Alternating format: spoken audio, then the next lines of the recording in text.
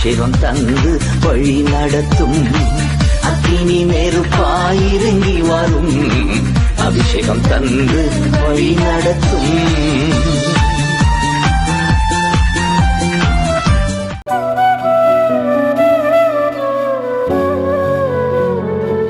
ஆண்டவரே, நாங்கள் ஒவ்வொருத்தருமாய் உம்மை நோக்கி பார்க்க நாங்கள் இந்த இடத்திலே வந்திருக்கிறோம். என்னென்ன திட்டங்களோடு இந்த இடத்திலே வந்திருக்கிறார்களோ ஆண்டவரே, நீங்கள் அறிந்திருக்கிற தெய்வம். ஒவ்வொருவருடைய வாழ்க்கையிலும் நீங்கள் செய்த நன்மைகள் ஏராளம் ஆண்டவரே. இன்னுமாய் காத்திருக்கிற ஒரு பிள்ளைகளையும் ஆண்டவரே நீங்க நிறைவேற்றும்படியாய் நாங்கள் ஜெபிக்கிறோம். ஏசப்பா, நீங்க சொன்ன சொல்லை காப்பாற்றுகிற தெய்வம் ஆண்டவரே. அதை செய்து முடிக்கிற தெய்வம் நீங்க ஒருவர் என்று விசுவாசத்தோடு நாங்கள் இந்த இடத்திலே வந்திருக்கிறோம். ஹல்லேலூயா, ஹல்லேலூயா. சொன்ன சொல்லை காப்பாற்றும் தெய்வம் உண்மை அன்று யாரும் இல்லை என்ற இந்த பாடலை அவருடைய நாமத்தை மகிமைப்படுத்தி நாங்கள் உற்சாகத்தோடு எல்லோருமாய் சேர்ந்து அவரை நோக்கி பார்ப்போமா. நன்றி இயேசுவே, ஓ நன்றியோடு உம்மை துதிக்கிறோம் இயேசுவே. கரங்களை தட்டி உற்சாகத்தோடு இந்த பாடலை நாங்கள் பாடுவோமாக.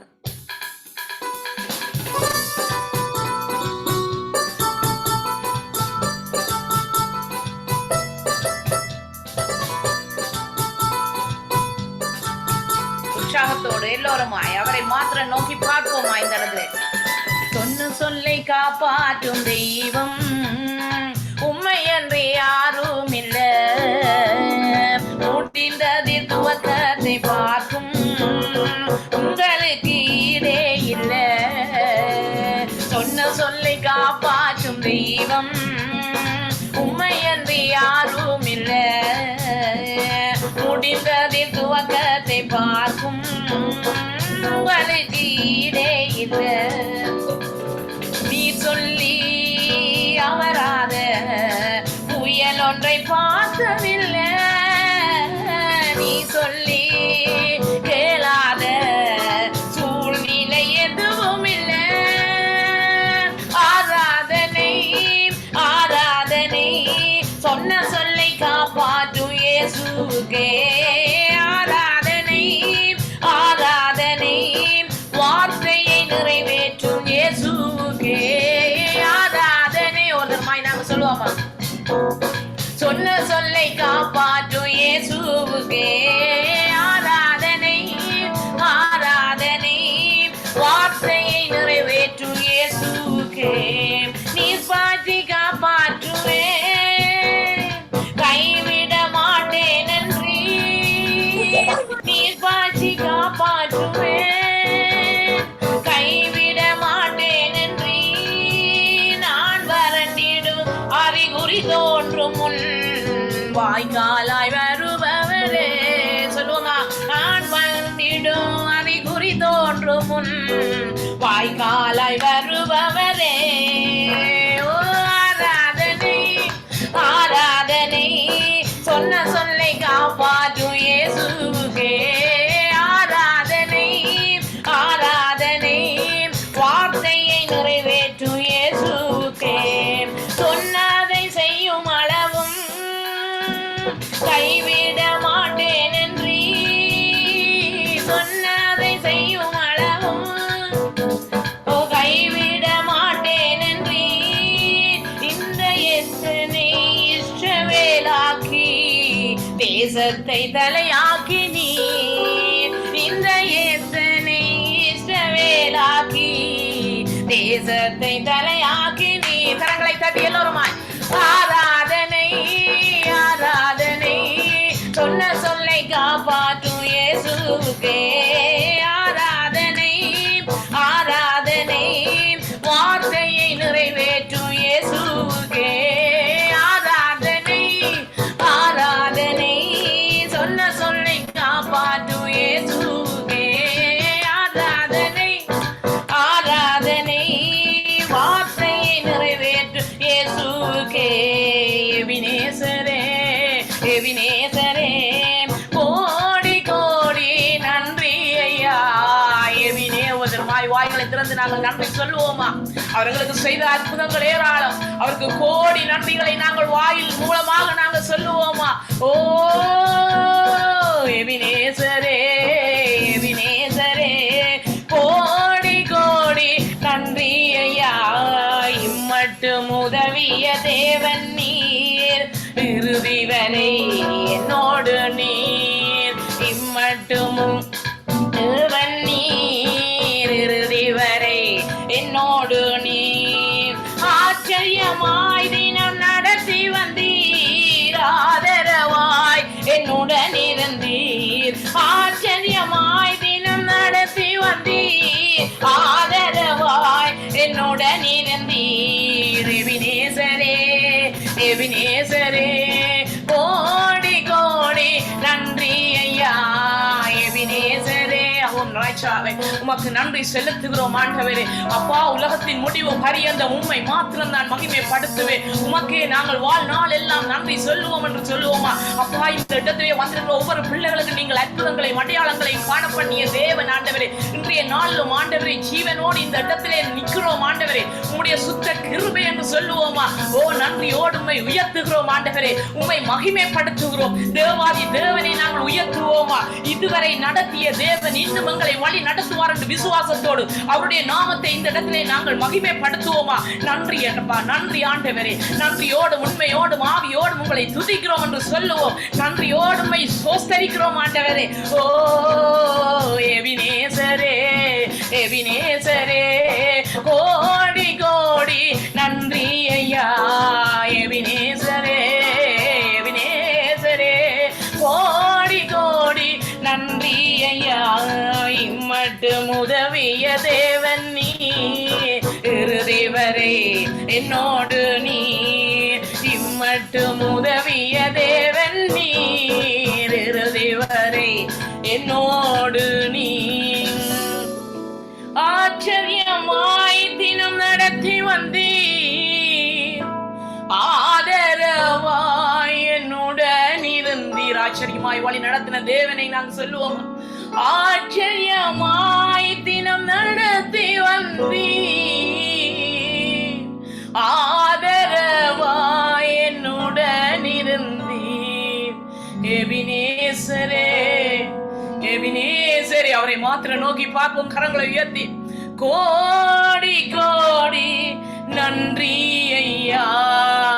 எபினேசரே எபினேசரே கோடி கோடி நன்றி ஐயா. எபினேசரே எபினேசரே கோடி கோடி நன்றி ஐயா. நன்றியோடு உயர்த்துகிறோம். ஓ, மகிமையின் தேவனுக்கு நாங்கள் நன்றி சொல்லுவோமா. ஜீவன் உள்ள தேவனே உம்மை ஆராதிக்கிறோம் ஆண்டவரே. துதிகளின் மத்தியில் வாசம் பண்ணுகிற தெய்வம் நீங்க ஒருவர் நன்றி சொல்லுவோமா. ஓ நன்றி இயேசுவே. பரிசுத்த ஆவியானவரே உமக்கே நாங்க நன்றி சொல்லுகிறோம். ஓ, நன்றியோடு உம்மை துதிக்கிறோம் இயேசுவே. நன்றியோடு உம்மை உயர்த்துகிறோம் ராஜனே. கத்தாதி கத்தாவே உம்மை மகிமைப்படுத்துகிறோம் ராஜா. அப்பா, நீர் பெரியவர் ஆண்டவர். எங்களை புழுதியில் இருந்து தூக்கி எடுத்த தெய்வம் ஆண்டவர். குனிந்த இடங்களில் எல்லாம் எங்களுடைய தலைகளை உயர்த்த பண்ணிய தெய்வம் நீங்க ஒருவர் ஆண்டவர். எங்களுடைய விசுவாசத்தை ஆரம்பித்தவர் நீங்க ஆண்டவர். அப்பா, குதிரைகளை நம்பவில்லை, ரதங்களை நம்பவில்லை. அப்பா, உம்மை மாத்திரம் நாங்க நம்புவோம். ஓ, நாங்க யாரை நம்புவது இயேசப்பா? உம்மை விட்டால் நமக்கு யார் உண்டு இயேசுவே? உம்முடைய நாமம் இந்த இடத்திலே மகிமைப்படுவதாக. ஓ நன்றி. ஜீவனுள்ள தேவனுக்கு நாங்க நன்றி செலுத்துவோம்.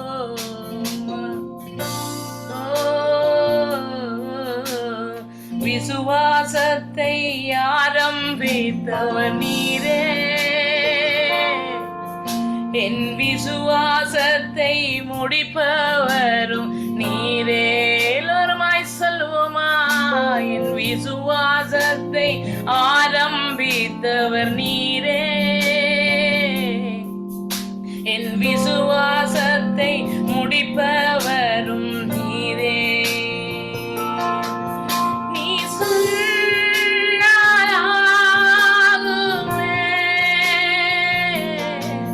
நீர் கட்டளை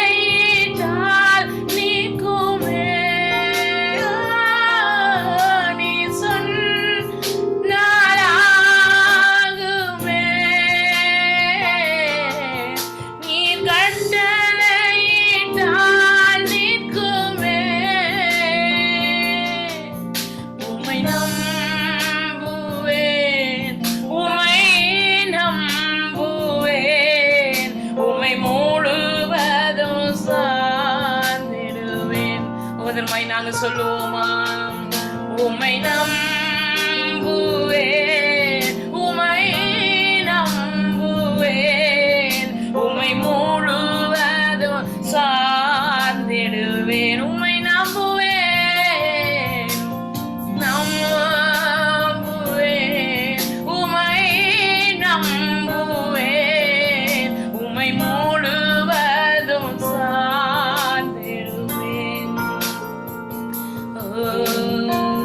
குதிரைகளை நம்பவில்லை, ரதங்களையும் நம்பவில்லை. சொல்லுவோமா?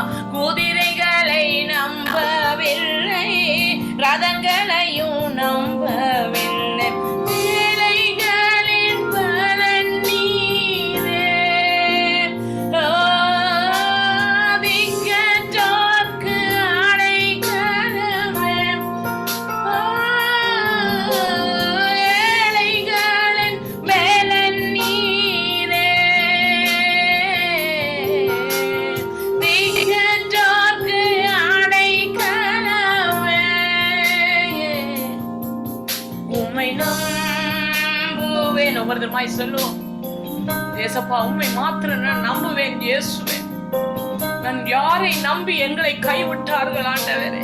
நாங்கள் யாரையும் நம்பி நாங்கள் வாழ்ந்திருந்தேலாம், ஆனாலும் அவர்கள் எங்களை கைவிட்டு விட்டு போய்விடுவார்கள். ஆனால் உம்மை நம்பி நாங்கள் உம்மை நோக்கி பார்க்கும் பொழுது எங்களை வாழ்நாள் எல்லாம் நீங்கள் காத்துக் கொள்கிற தேவன் நீங்க இயேசுவே. உம்மை நம்புவேன், உம்மை நம்புவேன், உம்மை முழுவதும் சார்ந்திடுவேன். ஒவ்வொருத்தருமாய் சொல்லுவோமா? உம்மை நம்புவேன், உம்மை நம்புவேன், உம்மை முழுவதும் சார்ந்திடுவேன். நம்புவேன் என் இயேசு ஒருவரை. உள்ளத்தின் ஆழத்திலிருந்து நாங்க சொல்லுவோமா? நான் நம்புவேன் என் இயேசு ஒருவரை. நான் நம்புவேன், நம்புவேன் என் இயேசு ஒருவரை. அவரை மாத்திரம் நோக்கி பார்ப்போமா இந்த இடத்திலே? நம்புவேன் என் இயேசு ஒருவரை.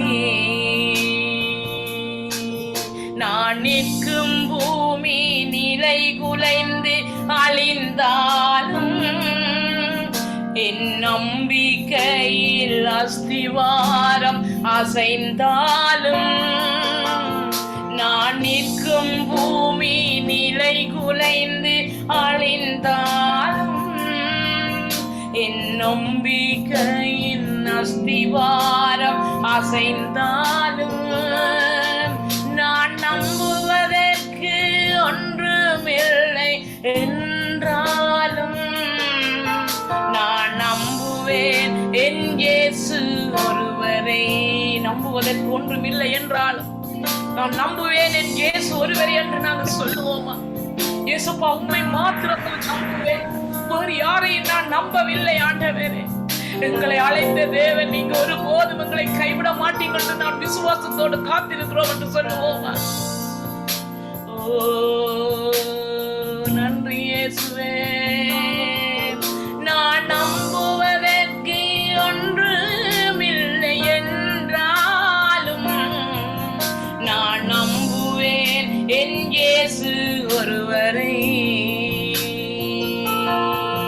நான் நம்புவேன் என் இயேசு ஒருவரை. உள்ளத்தின் ஆழத்திலிருந்து நாங்க சொல்லுவோமா? நான் நம்புவேன் என் இயேசு ஒருவரை. பிள்ளைகளை உங்களை விட்டு கைவிட்டு போயிடலாம், கணவர் விட்டு விட்டு போய்விடுவாரு, மனைவி போய்விடார், இறுதி வரை எங்களோடு கூட இருக்கிற தேவன் நீங்க என்று சொல்லுவோமா? நம்புவேன் என் இயேசு ஒருவரை. நான் நம்புவேன் என் இயேசு ஒருவரை. நம்புவேன், நான் நம்புவேன் இயேசுப்பா, உம்மை மாத்திரம் நான் நம்புவேன் ஆண்டவர். எந்த வேளையிலும் எந்த சூழ்நிலைகளிலும் ஆண்டவர் என்னதான் போராட்டங்கள் வந்தாலும் ஆண்டவர், உம்மை விட்டு நான் பிரிய மாட்டேன் என்று நாங்கள் விசுவாசத்தோடு சொல்லுவோமா? இயேசுப்பா சொல்லி இருக்கிறார், நான் உன்னை விட்டு விலகுவதும் இல்லை, உன்னை கைவிடுவதும் இல்லை என்று சொல்லி இருக்கிற தேவன் எங்களை ஒருபோதும் அவர் கைவிடாத தெய்வம். அவருடைய உள்ளங்கையிலே எங்களை வரைந்திருக்கிற தெய்வம் அவர் ஒருவர் என்று விசுவாசத்தோடு சொல்லுவோமா? அவர் எங்கள் ஒவ்வொருவருடைய வாழ்க்கையிலும் அவர் ஏராளமான அற்புதங்களை செய்திருக்கிறார். நீங்க அற்புதங்களை செய்யுங்க ஆண்டவரே. இந்த இடத்திலும் கூட என்னென்ன சிந்தனைகளோட என்ன நோக்கத்தோடு இந்த இடத்திலே வந்திருக்கிறார்களோ நாம் அறியோம் ஆண்டவரே. ஆனா நீங்க ஒருவர் அறிந்திருக்கிறீங்க ராஜா. அப்பா, அற்புதத்துக்காய் காத்திருக்கிற பிள்ளைகள் ஆண்டவரே, இதுவரை காலம் நான் உண்மை ஏற்றுக்கொண்டு எனக்கு இந்த அற்புதம் நடக்கவில்லையே என்று தவித்துக் கொண்டிருக்கிற உள்ளங்களை நீங்கள் அறிந்திருக்கிற தெய்வம் ஆண்டவரே. இந்த இடத்திலும் ஆண்டவரே நீங்க தான் ஏதாவது செய்யணும். ஒவ்வொருத்தருமாய் நாங்க கேட்போமா? இயேசப்பா, நீங்க தான் ஏதாவது செய்ய வேண்டும். எங்களுக்கு ஒரு அற்புதத்தை செய்யும்படியாய் நாங்கள் இந்த இடத்திலே வந்திருக்கிறோம். நீ விசுவாசித்தால் தேவனுடைய மகிமையை காண்பாய் என்று சொன்ன தேவன், இந்த இடத்திலே நாங்கள் விசுவாசத்தோடு உம்மை நோக்கி பார்க்கிறோம் ஆண்டவரே. அற்புதம் செய்யுங்க ஆண்டவரே, அற்புதம் செய்யுங்க ராஜா. உம்மை தான் நான் நம்பி இருக்கிறேன், உம்மை அன்றி யாரும் இல்லை இயேசுவே என்று நாங்கள் சொல்லுவோமா ராஜா? பரிசுத்த ஆவியானவரே, உமக்கே நாங்கள் நன்றி செலுத்துகிறோம் இயேசுவே. நன்றியோடு உயர்த்துகிறோம் ராஜா. கண்களை மூடி கரங்களை உயர்த்தி, அவர் எங்களுக்காய் சிலுவையிலே ரத்தம் சிந்திய தேவன், எங்களுக்காய் அவர் யுத்தம் செய்த தெய்வம். நீங்க சும்மா இருப்பீங்களா, உனக்காய் யுத்தம் பண்ணுவேன் என்று சொன்ன தேவன், அவர் எங்களுக்கு எவ்வளவோ காரியத்தில் அவர் யுத்தம் பண்ணி வெற்றியை சிறக்க பண்ணிய தெய்வம் அவர் ஒருவர். இந்த இடத்திலும் யாரெல்லாம் அற்புதத்துக்காய் நீங்கள் காத்திருக்கிறீர்களோ, இந்த பாடலை உள்ளத்தின் ஆழத்திலிருந்து நாங்கள் பாடுவோம். அவர் நிச்சயமாகவே அற்புதம் செய்ய வல்லவராய் இருக்கிற தெய்வம் என்று நாம் விசுவாசத்தோடு இந்த பாடலை நாங்கள் பாடுவோமா? நன்றி நன்றி செலுத்துகிறோம் ராஜாவே.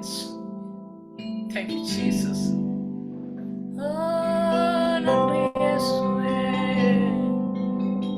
அற்புதம் செய்யுங்கப்பா எங்க வாழ்க்கையில, உம்மை தான் நம்பி இருக்கோம் ஏசப்பா. ஒவ்வொருத்தருமாய் நாங்க இந்த பாடலை உள்ளத்தின் ஆழத்திலிருந்து பாடும். இந்த இடத்திலும் அவர் அற்புதம் செய்ய வல்லவராய் இருக்கிறார். அற்புதம் செய்யுங்கப்பா எங்க வாழ்க்கையில, உம்மை தான் நம்பி இருக்கோம் ஏசப்பா. உம்மை தான் நம்பி இருக்கின்றோ, உம்மையன்றி யாரும் இல்லையப்பா. உள்ளத்தின் ஆழத்திலிருந்து நாங்கள் பாடுவோமா? உம்மைத்தான் ஏசப்பா நாங்கள் நம்பி இருக்கிறோம், எங்களுக்கு யாரும் இல்ல ஆண்டவரே. நீங்க உமக்கு அற்புதம் செய்வீங்க. வியாதி படுக்கையில் இருந்து எங்களை எடுத்து விட்ட தெய்வம் ஆண்டவரே. வியாதி படுக்கையில் இருந்து எங்களை உயிரோடு காண செய்த தெய்வம். இது பெரிய காரியம் அல்ல ஆண்டவரே. சிறிய காரியங்களுக்கு கூட நீங்கள் அற்புதம் செய்யவில்லை என்று நாங்கள் தவிக்கலாம், ஆனாலும் எங்களுக்கு பெரிய காரியங்களை எவ்வளவோ செய்திருக்கிறார். ஓ நன்றி செலுத்துகிறோம் ராஜா. எல்லோருமா எந்தவித சிந்தனையும் இல்லாதபடி அவரை மாத்திரம் நாங்கள் நோக்கி பார்ப்போமா? உம்மை தான் நம்பி இருக்கின்றோ, உம்மை அன்றி யாரும் இல்லையப்பா. அற்புதம் செய்யுங்கப்பா எங்க வாழ்க்கையில, உம்மை தான் நம்பி இருக்கோம் ஏசப்பா. அற்புதம் செய்யுங்கப்பா எங்க வாழ்க்கையில, உம்மை தான் நம்பி இருக்கோம் ஏசப்பா. உம்மை தான் நம்பி இருக்கின்றோ,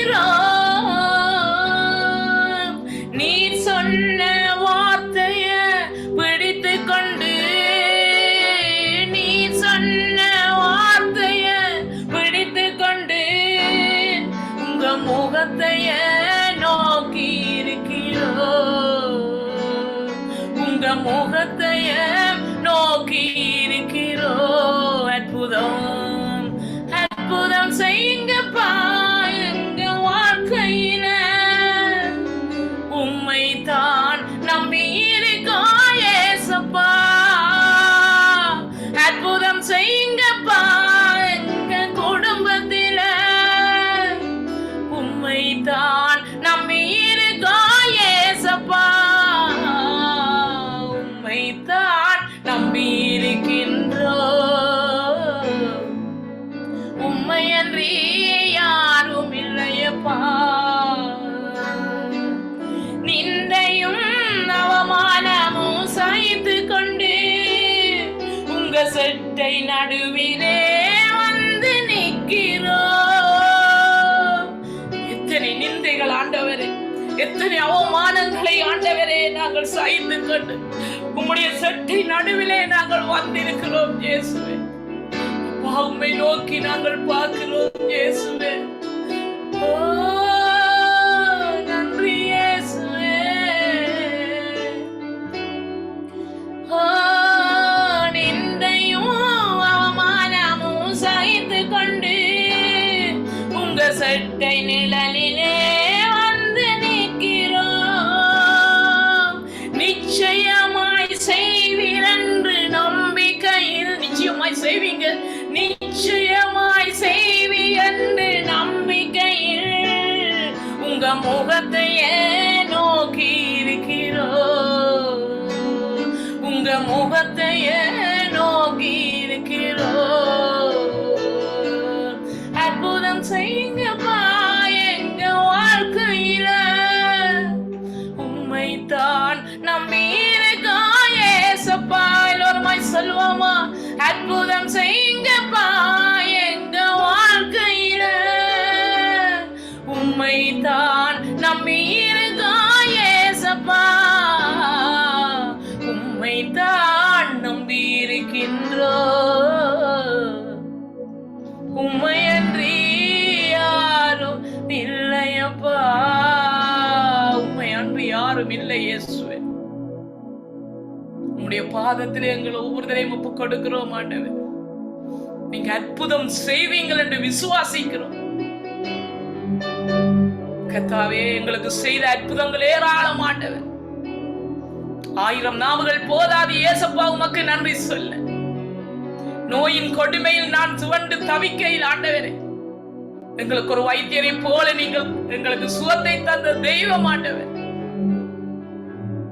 அதுக்கு நன்றி செலுத்துகிறோம் இயேசுவே. ஓ நன்றி இயேசுவே. உம்மை உயர்த்துகிறோம், உம்மை மகிமைப்படுத்துகிறோம். நீர் ஒருவர் நமக்கு மெய்யான தேவன் இயேசுவே. நன்றி ஆண்டவரே, நன்றி இயேசுவே. Thank you Jesus. நன்றியோடு உங்களை உயர்த்துகிறோம் ஆண்டவர். அப்பா மிகுதி காரியங்கள் உங்களுடைய கரத்துக்குள்ளாய் ஒப்புக் கொடுக்கிறோம். வந்திருக்கிற பிள்ளைகளை ஒவ்வொருத்தரையும் நீங்கள் கர்த்தாவே ஆசீர்வதித்து வழி நடத்துங்க ராஜா. உம்மை நோக்கி பார்க்கிற பிள்ளைகள் ஒரு போதும் வெட்கப்பட்டு போவதில்லை என்று சொன்ன தேவன், இந்த இடத்திலும் ஆண்டவரை உம்மை மாத்திரம் நாங்கள் நோக்கி பார்க்கிறோம். உம்மை மாத்திரம் நாங்கள் நம்புகிறோம் ஆண்டவரே. உயிருள்ளவரை ஆண்டவரே உமக்கே நாங்கள் மகிமையை செலுத்துகிறோம். இந்த வேளையிலும் ஆண்டவரே எமது நாவிலே உம்முடைய நாமம் தரித்திருக்கத்தக்கதாய், உம்முடைய வசனங்களை பேசத்தக்கதாய் நீங்க கிருபை செய்யுங்க. ஜீவன் உள்ள வார்த்தைகளாக நாங்கள் பேசும்படியாய் கர்த்தாவே நீங்க கிருபை செய்யுங்க ராஜா. நிற்பது நிர்மூலமாகாமல் இருப்பது உம்முடைய சுத்த கிருபை ஆண்டவரே. எங்கள் ஒவ்வொருவரையோடைய ஆண்டவரே நீங்க கிருபையால் தாங்குகிற தெய்வம் ஆண்டவரே. உமக்கே நாங்க மகிமையை செலுத்துகிறோம். ஒவ்வொரு இந்த நிகழ்ச்சி ஒவ்வொருத்தரையும் உம்முடைய கரத்துக்குள்ளாய் ஒப்புக் கொடுக்கிறோம். சகோதரி எஸ்தருக்காய் நாங்க ஜெபிக்கிறோம் ஆண்டவரே. இந்த ஊழியத்தை என்னமாய் பெருக பண்ணுங்க ஆண்டவரே. இந்த இடத்திலே நாங்கள் வந்தது நல்லதென சொல்லத்தக்கதாக, அற்புதங்களையும் ஆசீர்வாதங்களையும் பெறத்தக்கதாக நீங்க கிருபை செய்யுங்க ஆண்டவரே. அந்த குடும்பத்தை ஆசீர்வதித்து வழி நடத்துங்க ராஜா.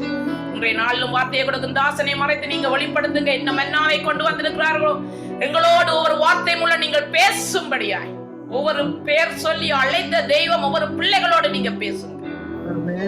இயேசுவின் நாமத்தினாலே ஆண்டவரே உங்களை உயர்த்தி எங்களை தாழ்த்தி கிறிஸ்து இயேசுவின் நாமத்தை ஜெபிக்கிறோம் நல்ல பிதாவே. ஆமென், ஆமென், ஆமென்.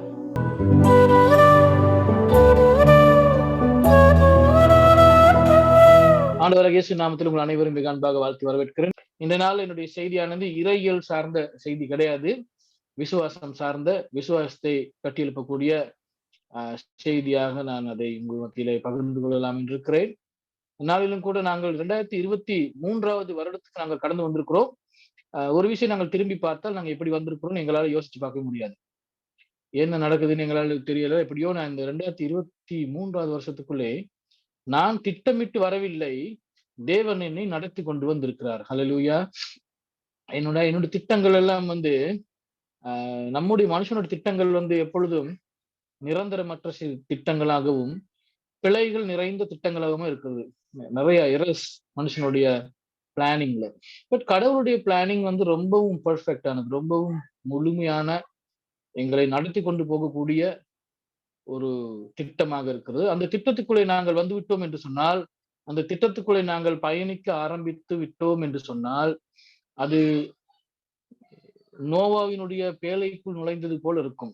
கதவுகள் அடைக்கப்பட்டு விடும். ஆனாலும் போக வேண்டிய அந்த டெஸ்டினேஷன், அந்த இடத்தை நோக்கி கர்த்தருடைய கரம் எங்களை கொண்டு செல்லும். ஆகவே நாங்கள் எதை குறித்தும் பயப்பட வேண்டிய அவசியம் இல்லை. அவருடைய திட்டத்துக்கு நாங்கள் எங்களை ஒப்பு கொடுத்து நாங்கள் பயணிக்கும் பொழுது நாங்கள் எங்கே இறங்க வேண்டும் அல்லது எங்கே எதை செய்ய வேண்டும் என்பதை ஆண்டவர் திட்டமிட்டு எங்களை நடத்தி செல்வார். இதற்கு வேதாகமத்திலே எத்தனையோ உதாரணங்கள் இருக்கிறது. நாங்கள் நிறைய உதாரணங்கள் பார்க்கலாம். ஆபிரகாமை பார்க்கலாம், யாக்கோபை பார்க்கலாம். அங்கிருந்தே நாங்க பார்த்துட்டு வரலாம், ஆதியாகமத்திலிருந்தே. ஆகவே புதிய ஏற்பாடுக்கு வரும் பொழுது, புதிய ஏற்பாட்டுல இயேசு கிறிஸ்துவின் சீஷர்கள் ஆவியானவர் வழிநடத்தப்பட்டதை நாங்கள் பார்க்கிறோம். அவர்கள் எப்படியாக போனார்கள் வந்தார்கள் சொல்லி நாங்கள் பார்க்கிறோம். இந்த மாதிரியான சூழ்நிலையிலே இந்த 23வது வருடத்திலே அநேகர் பலவிதமான சுமைகளோடு, பலவிதமான போராட்டங்களோடு கூட 2022 23க்குள்ளே கடந்து வந்திருக்கலாம். அந்த கடந்து வந்திருக்கிற சூழ்நிலைகள் எப்படியாக இருந்தாலும் எங்களுடைய வாழ்க்கையிலே கர்த்தர் செய்ய இருக்கிற காரியம் ஒருபொழுதும் தடைபடாது. ஆகவே இந்த நாளில் நான் செய்தியாக சொல்ல விரும்புகிற காரியம், முன்னோக்கி போங்கள், எப்பொழுதும் தடைப்பட்டு விடாதீர்கள். உங்களுடைய காரியங்களை நீங்கள் முன்னெடுத்து செல்லுங்கள். முன்னெடுத்து செல்லும் பொழுது கர்த்தர் உங்களோடு கூட இருக்கிறார். இஸ்ரவேல் ஜனங்களை குறித்து பார்க்கும் பொழுது யாத்திராகமம் புத்தகத்திலே அவர்களை நடத்தி வந்த தேவன் ஒரு குறிப்பிட்ட ஒரு எல்லைக்கு வரும் பொழுது அவர்கள் பயந்தார்கள். முன்னே காணப்பட்ட தடையும் பின்னே வந்த சத்துருவையும் பார்த்து அவர்கள் நடுங்கி போனார்கள். அவர்கள் செய்த காரியம் என்ன? அவர்கள் நாங்கள் இதுக்கு பிறகு என்ன செய்யறது அப்படிங்கிற ஒரு கட்டத்துக்கு அவர் வருகிறார்கள். அவை நாங்கள் பார்க்கிறோம். யாத்திராகமம் 14ஆம் அதிகாரம் 14ஆம் வசனத்தை யாராவது எடுத்து ஒரு வாசிங்க. கர்த்தர் கொடுக்கிற உத்தரவு அல்லது பதிலை நாங்கள் கவனிக்கலாம். கர்த்தர் உங்களுக்கு 14 நீங்கள் சும்மா இருப்பீர்கள் என்றார். ஆமென். கர்த்தர் எங்களுக்காக யுத்தம் பண்ணுவார், நீங்கள் சும்மா இருப்பீர்கள் என்று கர்த்தருடைய வார்த்தை சொல்லுகிறது. நாங்கள் செய்வதற்கு ஒன்றும் இல்லை. இதுதான் நான் முன்பு சொன்னேன். நாங்கள் நோவாவின் பேழைக்குள் நுழைந்தது போல நாங்கள் அவருடைய கரத்துக்குள்ளே நுழைந்து விட்டோம் என்று சொன்னால், அவருடைய திட்டத்துக்குள்ளே நுழைந்து விட்டால் அவர் எங்களை நடத்தி செல்வார். ஆகவே இங்கு சொல்லப்படுகிறது, கர்த்தர் உங்களுக்காக யுத்தம் பண்ணுவார், நீங்கள் சும்மா இருப்பீர்கள். நாங்கள் வேடிக்கை பார்த்து கொண்டிருப்போம். சும்மா இருப்போம்னா என்ன அர்த்தம்? நம்ம யாராவது பார்த்து சும்மா இருக்கு, என்ன செஞ்சுக்கிட்டு இருக்கீங்க? சும்மா இருக்கிறேன் அப்படின்னு சொன்னா என்ன செய்யறோம்? நாங்க எந்த விதமான போராட்டமும், எந்த விதமான குழப்பமும், எந்த விதமான டென்ஷனும் இல்லாமல் நாங்கள் இருக்கிறோம் என்று அர்த்தம். ஆகவே இங்க ஆண்டவர் சொல்றாரு, நீ இருங்க, உங்களுக்காக நான் வேலை செய்கிறேன், உங்களுக்காக நான் யுத்தம் பண்ணுகிறேன் என்று சொல்லி ஆண்டவர் இந்த நேரத்திலே இந்த வார்த்தை கூட பேசிக் கொண்டிருக்கிறார். 15ஆம் வசனத்தை நாங்கள் வாசிப்போம். அப்பொழுது கர்த்தர் மோசேயை நோக்கி, நீ என்னிடத்தில் முறையிடுகிறது என்ன? புறப்பட்டு போங்கள் என்று இஸ்ரவேல் புத்திரருக்கு சொல்லு. அல்லேலூயா. இங்கே மோசேக்கு ஆண்டவர் சொல்றாரு, நீ என்னத்துக்கு என்கிட்ட முறையிட்டுக்கிட்டு இருக்கிற? புறப்பட்டு போங்கள்னு சொல்லி சொல்லுகிறார். அங்கே புறப்பட்டு போவதற்கு எந்த இடத்துல வச்சு இந்த வசனங்களை சொல்றாங்கன்னு சொல்லி பாத்தீங்கன்னா, 11, 12, 13 வாசித்து பாத்தீங்கன்னு சொன்னா, இஸ்ரவேல் ஜனங்கள் எகிப்திலிருந்து வெளியே வந்த பிறகு அவர்கள் கடலுக்கு முன்பாக, செங்கடலுக்கு முன்பாக நிற்கிறார்கள். பின்பதாக அங்கே பார்வோனுடைய சேனை வந்திருக்கிறது. இந்த நேரத்திலே ஆண்டவரிடத்துல மோசே விண்ணப்பம் பண்ணும் பொழுது ஆண்டவர் கொடுக்கிற பதில் என்ன தெரியுமா? அப்பொழுது கர்த்தர் மோசேயை நோக்கி, என்னிடத்துல ஏன் வந்து முறையிடுறீங்க? கோ ஃபார்வர்ட், முன்னோக்கி போங்கள் அப்படின்னு சொல்லுகிறதை நாங்கள் பார்க்கிறோம்.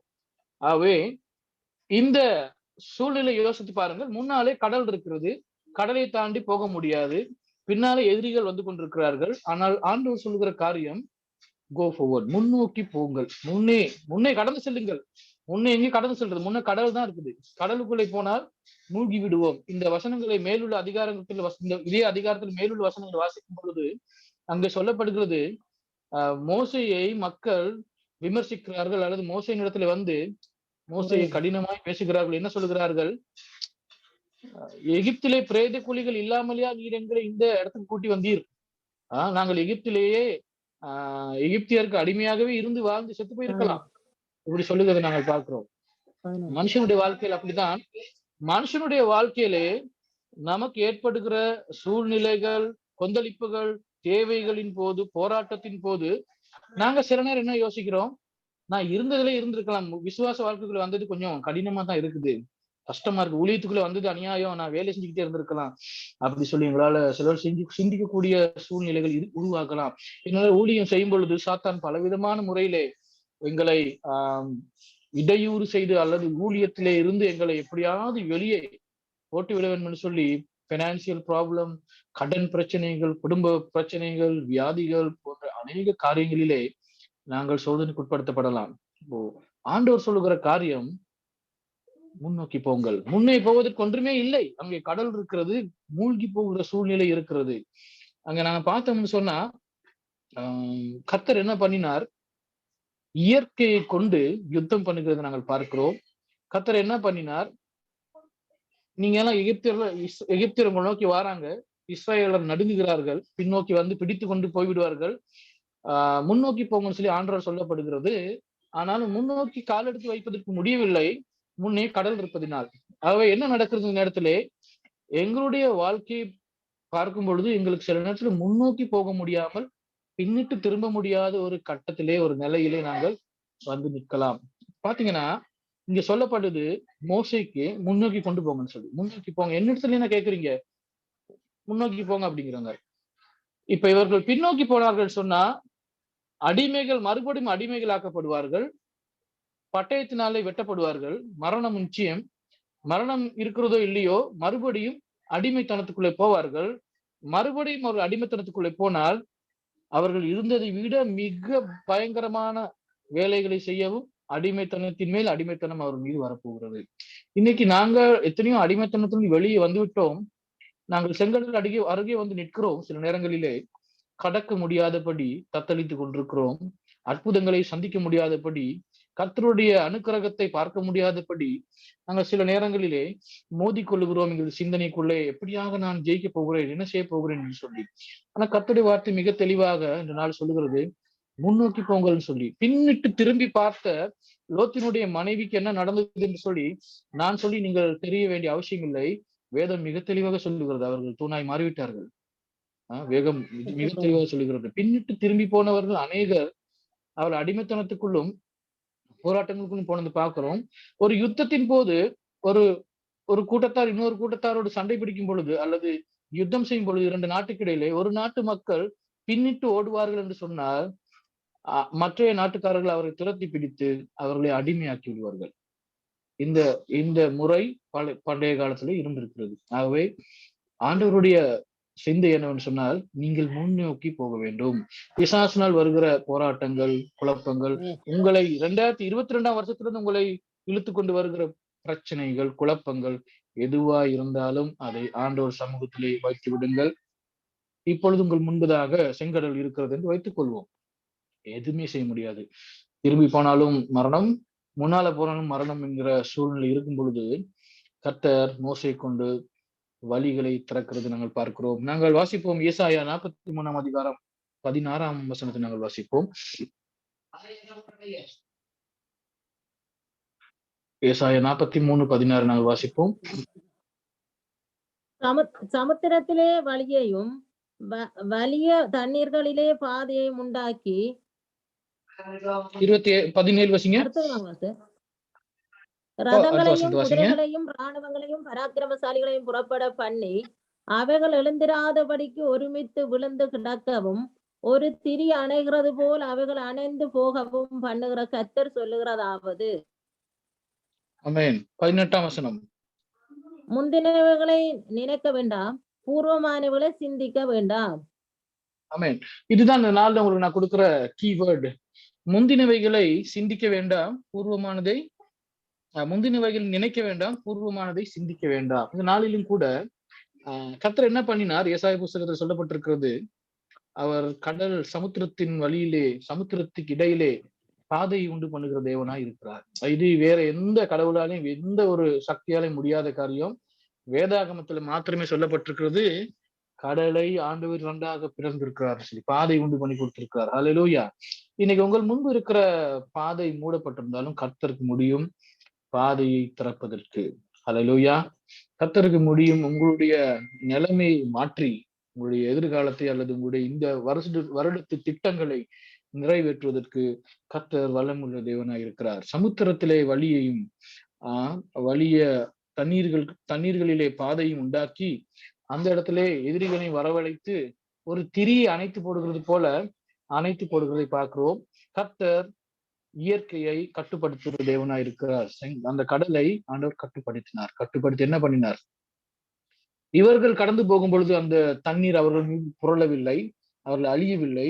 ஆனாலும் எதிரிகள் அதே அந்த பாதையில வந்த பொழுது அவர்கள் தண்ணீரிலே மூழ்கடிக்கப்பட்டு அவர்கள் அழிந்து போனதை நாங்கள் பார்க்கிறோம். ஒரு திரியை அணைத்து போடுறது போல, ஒரு கேண்டில் பத்திக்கிட்டு இருக்கிற அந்த கேண்டில் வந்து நாங்க ஊதுறோம், ஒரு கனப்பொழுதிலே அணைந்து போகிறது போல அவ்வளவு ரதங்களையும் பார்வோனையும் அவருடைய சேனைகளையும் குதிரைகளையும் ஒரு திரியை அணைத்து போடுவது போல ஆண்டவர் மூடிவிட்டார் என்று சொல்லி நாங்கள் பார்க்கிறோம். அல்லேலூயா.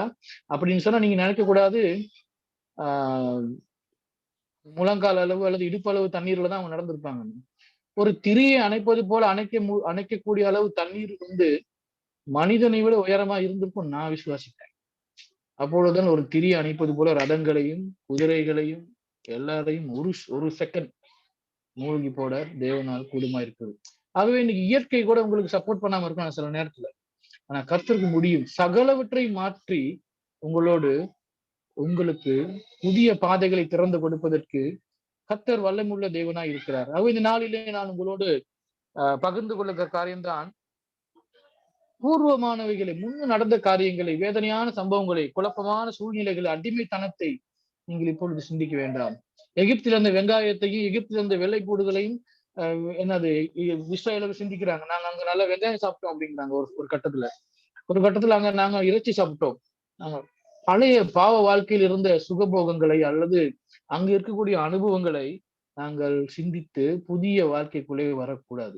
ஆண்டவர் சொல்லுகிறார், அதை அப்படியே விட்டுருங்கன்னு சொல்றார். அப்படி சொல்றாரு, முந்தினதெல்லாம் முந்தினதாவே முடிஞ்சிடட்டும், பூர்வமானவைகளை சிந்திக்க வேண்டாம். எங்களுக்கு எப்பயோ நடந்த காரியங்களை சிந்திச்சு கொண்டு எங்களுக்கு யாரோ ஒருவர் எங்களை ஏமாற்றி எங்களை காயப்படுத்தி எங்களை நஷ்டப்படுத்தி எங்களை வேதனைப்படுத்தி அவர்களை நினைத்து கொண்டு இந்த 2023 நீங்க போவீங்கன்னு சொன்னா இன்னும் வழி நிறைந்த பயணத்தை நீங்கள் பயணம் செய்கிறீர்கள். ஆகவே ஆண்டு சொல்கிறார், எல்லாவற்றையும் மறந்துருங்கன்னு சொல்லி. உங்களுக்கு முன்பாக சிவந்த சமுத்திரம் இருந்தாலும் அதை ஆண்டவர் 2ஆக பிளந்து உங்களுக்கு பாதை செய்து கொடுப்பதற்கு அவர் வல்லமுள்ள தேவனாய் இருக்கிறார். அல்லேலூயா. பாதை செய்து கொடுப்பதற்கு ஆண்டவர் வல்லமுள்ள தேவனாய் இருக்கிறார். உங்களை நடத்தி செல்வதற்கு வல்லமுள்ள தேவனாய் இருக்கிறார். ஆகவே இந்த நாளிலே முன்னோக்கி போவதை குறித்து நாங்கள் அதிகமாக சிந்திப்போம். ஒவ்வொரு தடவையும் கிறிஸ்தவர் என்ன செய்கிறார்கள்? பிரச்சனைகள் போராட்டங்கள் வரும் பொழுது தரித்து நின்று விடுகிறார்கள். நின்று அங்கிருந்து என்ன செய்கிறார்கள்? ஆண்டவரே ஏதாவது பண்ணுங்க, ஆண்டவரே நீ தூக்கிட்டு போங்க, ஆண்டவரே நீ இழுத்துக்கிட்டு போங்கன்னு சொல்லி சொல்லுகிறதை பார்க்கிறோம். இஸ்ரேலர் கூட சில நேரங்கள்ல கூடாரம் அடிச்சு அங்க இருந்துட்டாங்க. அப்படியே கடந்து 40 வருஷம் போயிட்டு இருக்காங்க.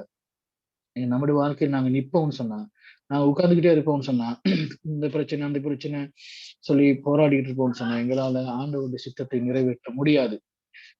எனக்கு தெரிந்த ஒரு சிலர் இருக்கிறார்கள். அவர்கள் வேலை இல்லாமல் தவித்த பொழுது நான் வேலைக்காக ஜெபித்தேன். ஜெபித்த பிறகு அவர்கள் நல்ல வேலை கிடைத்து விட்டது. கம்பெனிகளில் வேலை கிடைத்த பிறகு அவர்கள் ஆலயத்திலே காணவில்லை. அவர்களை ஆலயத்திலே காணாம இருக்கும்பொழுது நான் கண்டு கேட்டேன், எங்க சிஸ்டர் நீங்க சபைக்கு வாரதில்லை, எங்க பிரதர் வாரீங்களா? பாஸ்டர் ஞாயிற்றுக்கிழமை லீவ் இல்ல அப்படிங்கிறாங்க. முன்னோக்கி போகிற பயணம் தடைப்பட்டிருக்கிறது. அவர்கள் தரித்து நிற்கிறார்கள் வேறு ஒரு காரியத்திலே. இன்னும் ஒரு சில வாலிப பிள்ளைகள் சபையிலே கோயர்ல இருக்கிறவர்கள், ஊழியத்தில் இருந்தவர்கள், நாங்கள் திருமணத்துக்காக ஜெபித்து திருமணம் செய்த பிறகு அவர்கள் முதல் சொல்வார்கள், ஹஸ்பண்ட் வேலைக்கு போறாரு, அவரை நான் கவனிக்கிறதுக்கு பாஸ்டர், அவர் அது நிமித்தமாக எங்களுக்கு வர முடியாது, ஆலயத்துக்கு இல்லது தேவ சமூகத்துக்கு வர முடியாது. பின்பு கொஞ்ச நாள் சென்று கேட்கும் பொழுது, எங்களுக்கு பிள்ளைகள் இருக்குது, சிறு பிள்ளைகள் இருக்கிறார்கள், அவர்களை நடத்துவதற்கே நேரம் போதவில்லை, அப்புறம் நாங்க எப்படி சேர்ச்சுக்கு வருது அப்படின்னு சொல்லி ஒவ்வொரு சாட்டுப்போக்கு சொல்லி சொல்லி சொல்லி சொல்லி கர்த்தருடைய அழைப்பை புறக்கணித்து பயணத்தை தொடராதவர்களாக நின்று விடுகிறார்கள். அப்படி நிற்கிறவர்கள் இந்த நின்ற இடத்துல இருந்து இந்த நாளிலே நீங்களோட பயணத்தை ஆரம்பிக்கும்படி இயேசு கிறிஸ்து நாமத்தில் உங்களை வேண்டிக் கொள்கிறேன். என்று சொன்னால், இந்த உலகத்திலே நாங்கள் அழைக்கப்பட்டிருக்கிறோம் பயணம் செய்வதற்கு, ஓடுவதற்காக, வேலை செய்வதற்கு, கர்த்தருடைய சித்தத்தை நிறைவேற்றுவதற்காக. நீங்களும் நானும் சும்மா இந்த இடத்துல வந்து இந்த ஜூம்ல இணைந்து அல்லது நாங்கள் சகோதரி சூரியகுமாரி மிக அருமையாக நமஸ்காரம் வழி நடத்தினார்கள். அவர்களை எதுக்காக வந்து இங்கு செய்து கொண்டிருக்கிறார்கள்? ஒரு ஓட்டத்தை ஓடிக்கொண்டிருக்கிறோம் நாங்கள். ஆகவே இஸ்ரேல் ஜனங்கள் அடிமைத்தனத்திலிருந்து வந்தது போல கர்த்தர் எங்களை பாவ அடிமைத்தனத்திலிருந்து, சாபத்திலிருந்து, பிசாசின் கையிலிருந்து விடுதலை செய்து எங்களை கொண்டு வந்திருக்கிறார். எங்களுக்கு முன்பாக சிவந்த சமுத்திரம் இருந்தாலும் அதை 2ஆக பிளந்து பாதை அமைத்து எங்களை காணான் நோக்கி, ஆசீர்வாதத்தை நோக்கி கொண்டு செல்கிற தேவன் நம்மோடு கடந்து வருகிறார். அப்படிப்பட்ட தேவன் எங்களோடு இருக்கும் பொழுது நாங்கள் முறுமுறுத்து அல்லது பின்வாங்கி சென்று பழைய காரியங்களை, நடந்தவைகளை, ஏற்கனவே முடிந்தவைகளை சிந்தித்துக் கொண்டு அவைகளிலே காயப்பட்டு இருக்கிறத வந்து தேவன் விரும்புறது. இன்னைக்கு ஒரு சிலர் துக்கத்திலே இருப்பதற்கு விரும்புகிறார்கள். நான் வாலிப காலத்தில் இருக்கும் பொழுது நாங்கள் சினிமா பாடல்கள் கேட்பதுண்டு. ஒரு சிலர் நான் பார்த்திருக்கேன், ஒரே சோக பாடல் தான் கேட்பாங்க. நல்லா தான் இருப்பாங்க, அவருக்கு நல்ல ஃபேமிலி லைஃப் எல்லாமே இருக்கும். ஆனா அவர்கள் சோக பாடல்களை கேட்கிறார். என்னன்னு கேட்டா, அவர் துக்கத்தை விரும்புகிறார்கள். நிறைய கிறிஸ்தவர்கள் அப்படித்தான் துக்கத்தை விரும்புகிறார்கள். துக்கத்தை விரும்பி அந்த துக்கத்திலேயே அவர்களுடைய சிந்தையை செலுத்தி அந்த துக்கத்திலே ஒரு விதமான அதுக்குள்ளே மூழ்கிவிட்டார்கள். அது அவர்களுடைய வாழ்க்கை முறையாக மாறிவிட்டது. சந்தோஷம் படுவதற்கான நேரம் இல்லை அவர்களுக்கு, சிரிப்பதற்கான நேரம் இல்லை, கர்த்தருடைய சந்தோஷத்தை அனுபவித்து வைப்பதற்கு நேரம் இல்லாமல் இருக்கிறது.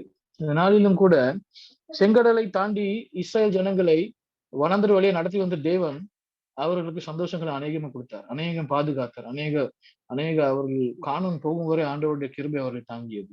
மேக ஸ்தம்பம், அக்கினி ஸ்தம்பம், பல யுத்தங்களை சந்திக்கிறார்கள். கர்த்தர் எதிர்பாராத விதமாய் அவர்கள் நடத்தி வருகிறார். ஆனாலும் அவருடைய சந்தோஷங்கள் சிறிது நேரம் மாத்திரமே இருக்கிறது. சில நேரங்களிலே அவர் முறுமுறுப்பு அதிகரிக்கிறது. தேவைகள் வரும்போது முறுமுறுப்பு அதிகரிக்கிறது.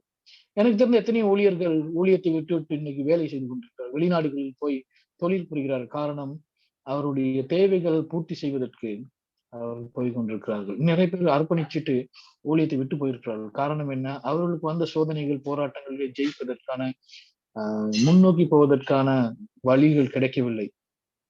நான் அவர்களை கண்டு சந்தித்து பேசும் பொழுது நான் மறுபடியும் அவரை உற்சாகப்படுத்துவது உண்டு. வாங்க மறுபடியும் சேர்ந்து ஓடுவோம்னு சொல்லி.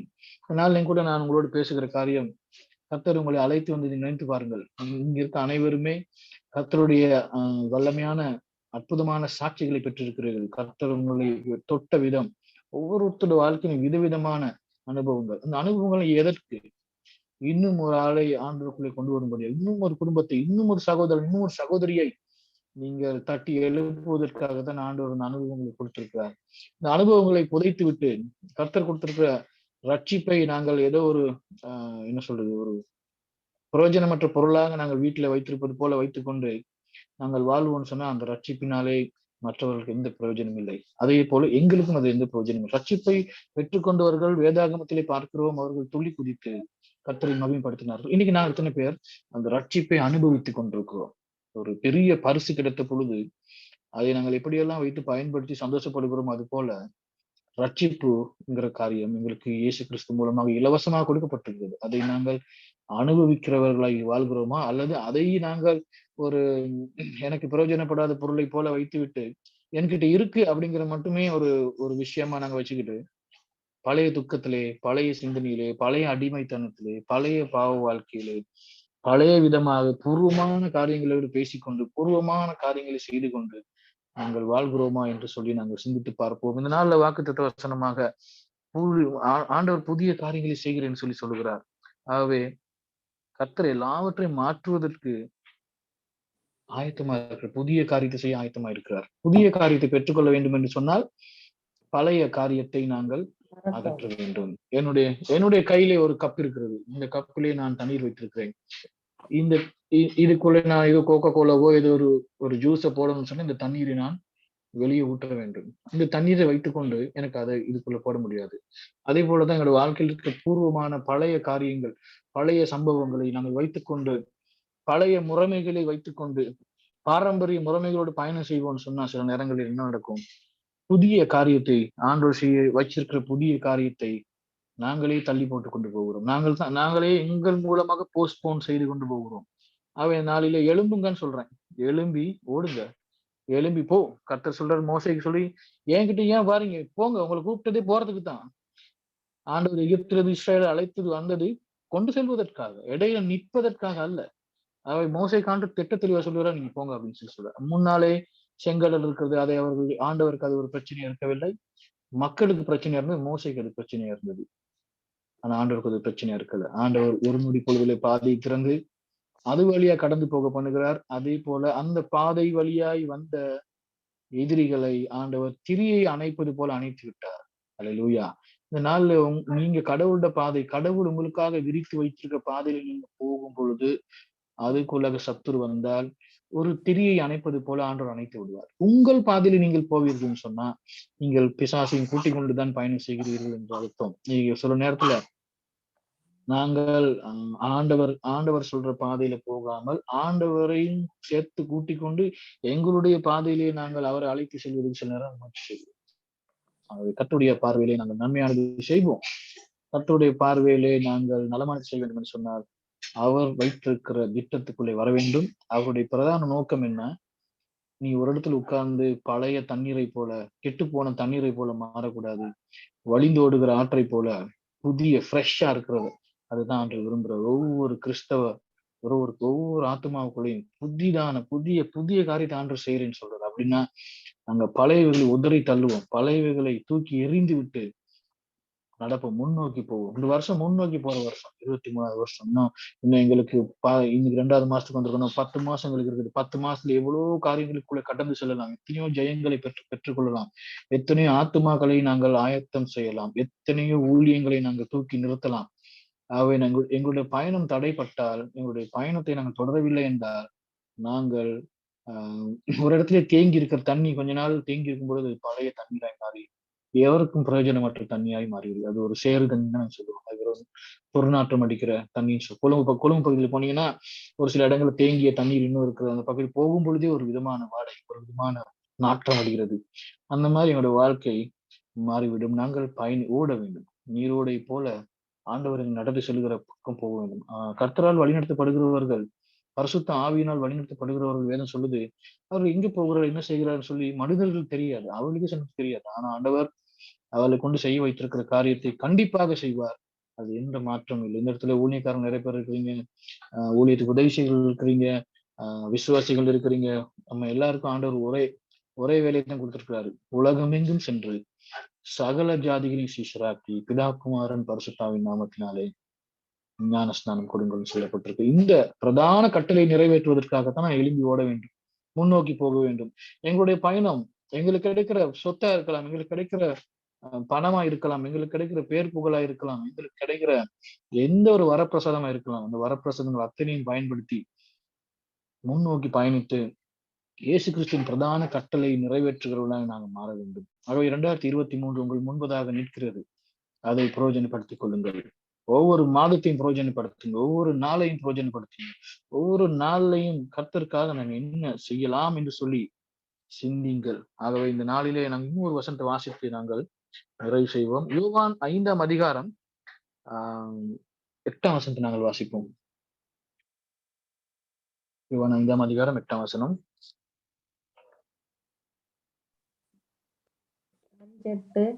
இயேசு அவனை நோக்கி, எழுந்திரு, உன் படுக்கை எடுத்துக்கொண்டு நட என்றார். ஆமென். இயேசு ஒரு வியாதிஸ்தனை பார்த்து 38 வருடமாக வேது கொண்டவனை பார்த்து, எலும்பு உன் படுக்கையும் எடுத்துக்கிட்டு போ அப்படிங்கிறாரு. ஏன்னா மறுபடியும் யாரும் வந்து அந்த இடத்துல தூங்கிடக்கூடாது. அந்த படுக்கையை வேறவனுக்கும் சொந்தம் இல்லை, அந்த படுக்கையும் தேவையில்லை, எழும்பி போன்னு சொல்லுகிறார். உடனே அந்த மனுஷன் எழுந்து சுஸ்தமாகி தன் படுக்கையை எடுத்துக்கொண்டு நடந்து போனான். அந்த நாள் ஓய்வு நாளாக இருந்தது. ஆகவே உடனே இயேசு சொன்னார், எழும்பி போ உன் படுக்கை எடுத்துக்கிட்டு சொன்னதோடய அவன் எழுந்து போற பாக்குறோம். ஆனா 38 வருஷமா அவனுக்கு வந்து அனுபவம் என்ன? இந்த குளத்தை யாரோ கலக்குவாங்கன்னா அந்த குளத்துக்குள்ள வந்து ஒருத்தர் முதல்ல விழுக்கிறவர் சுகமாகும். 38 வருடமாக அவனுக்கு இருந்த எக்ஸ்பீரியன்ஸ், அவனுக்கு இருந்த அனுபவம் அதுதான். ஆனா இயேசு கிறிஸ்து அவன் அனுபவத்தை மாத்துகிறார், புதிதாக்குகிறார். எலும்பு படுக்கை எடுத்துட்டு போ அப்படிங்கிறது. ஆகவே அந்த மனுஷன் கேள்வி கேட்கல, எழும்பினான், படுக்கை எடுத்துக்கொண்டு சொஸ்தமாகி போனான்னு சொல்லி வேதம் எங்களுக்கு தெளிவாக சொல்கிறது.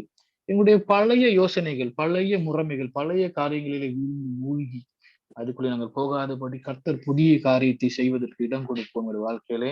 பாருங்க, இந்த மனுஷனை பார்த்து சொல்றாரு, எழுந்து போகணும். அவன் சொல்றான், முதல் இயேசு கிறிஸ்து கேட்கும்போது சொல்றான், இந்த குளத்தை தேவதூதன் கலக்குவார். அந்த நேரத்துல முதல் இறங்குறவர் சுகமாகிறாரு, என்னை இறக்கூட யாரும் இல்லை அப்படிங்கிறாங்க. 38 வருஷம் அந்த விஷயத்தை அவன் பார்த்து எத்தனையோ தடவை பார்த்திருக்கலாம். அவனோட அனுபவம் எல்லாம் அதுதான். ஒரு தேவதூதன் எப்பயாவது வந்து கலக்குவாரு, அதுல போய் குதிச்சாலும் சுகமாகிடலாம். அதுதான் அவனுடைய எதிர்பார்ப்பு, அனுபவம், அவனுடைய வாழ்நாள் 38 வருஷமா கண்ட கனவு எல்லாமே. ஆனா இயேசு பாருங்க, ஒரு நொடி பொழுதுல அவனுடைய சிந்தை, அவனுடைய தலை கீழே மாத்தி விடுகிற, எலும்பு போ அப்படின்ட்டாரு. நமக்கும் ஆண்டவர் சொல்ற காரியம் அதான், எலும்பு போ, நீ படுத்திருந்தா படுக்கையும் எடுத்துக்கிட்டு போயிரு, தயவு செய்து மற்றவர்களுக்கு அதை விட்டு விடாதே, மற்றவர்களுக்கு அந்த அனுபவத்தை கொடுத்து விடாதே, எடுத்து விட்டு போய்விடு அப்படி சொல்லி அவங்க சொல்லி பாக்குறோம்.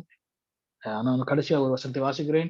ஏசாயா 40ஆம் அதிகாரம் 31ஆம் வசனம் சொல்லுகிறது, கர்த்தருக்கு காத்திருக்கிறவர்களோ புது பலன் அடைந்து கழுகுகளைப் போல செட்டைகளை அடித்து எழும்புவார்கள், அவர்கள் ஓடினாலும் இளைப்படையார்கள், நடந்தாலும் சோர்ந்து போகார்கள். ஆகவே நீங்க போகிற பயணத்திலே கர்த்தருக்கு காத்திருந்து பயணம் செய்யும் பொழுது இந்த 10 மாதங்களின் கடந்து போகலாம், நீங்கள் கழுகுகளைப் போல பலன் அடைவீர்கள்.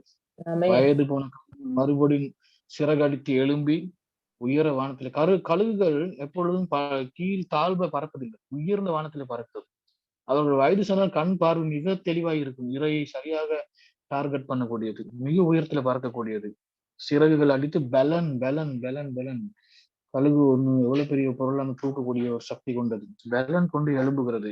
அது மாத்திரமல்ல, அவர்கள் ஓடினாலும் இலை அப்படி சொன்ன என்ன சொல்றது, இலைப்படைந்து போக மாட்டார்கள், நடந்தாலும் சோர்ந்து போவார்கள். நாங்க சில நேரம் ஊழியங்களுக்கு நடந்து போய் சில நேரங்கள்ல என்னுடைய அனுபவத்தில் இருக்கிறது, நடந்து பல கிலோமீட்டர் நடந்து சில நேரங்களில் நாங்க ஒரு கல்லுப்பாறையிலோ அல்லது பாதையில இருக்கிற தூண்களிலேயோ உட்கார்ந்து விடுவோம், கொஞ்ச நேரம் உட்கார்ந்துட்டு போவோம்னு சொல்லி.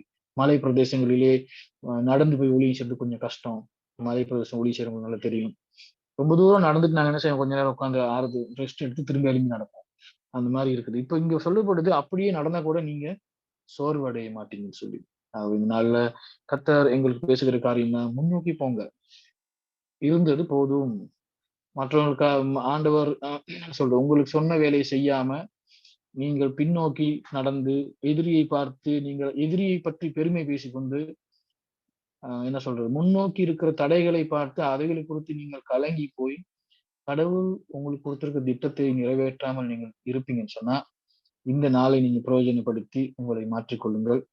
உங்களுக்கு முன்னே செங்கடல் இருக்கிறது குறித்து நீங்கள் கவலைப்பட வேண்டிய அவசியம் இல்லை. அது கர்த்தருடைய வேலை. உங்களுக்கு பாதை செய்து கொடுப்பது அவருடைய வேலை.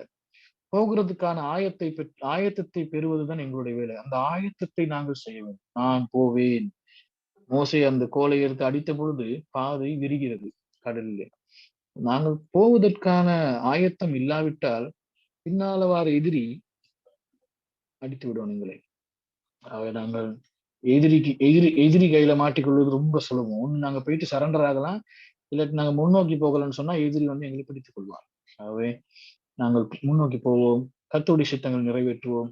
கர்த்தர் பின்னால வார சாத்தானை, பின்னால வார பிரச்சனையை ஒரு திரியை அணைகிறது போல அணைத்து போடுவார். அல்லேலூயா. கர்த்தர் நாள் உங்களை ஆசீர்வதிப்பாராக. சொந்தமாக நான் குளோரியா மற்றும் எஸ்தர் குளோரியா இந்த குழுவுக்கு நன்றி செலுத்துகிறேன், எனக்கு இந்த வாய்ப்பை கொடுத்தபடினாலே. தொடர்ந்துமாய் இந்த வார்த்தைக்கு ஒப்பு கொடுத்து ஜெபிக்கும்படி உங்கள் அனைவரையும் தாழ்வு கேட்டுக்கிறேன். கர்த்தர் அனைவரும் ஆசீர்வதிப்பாராக.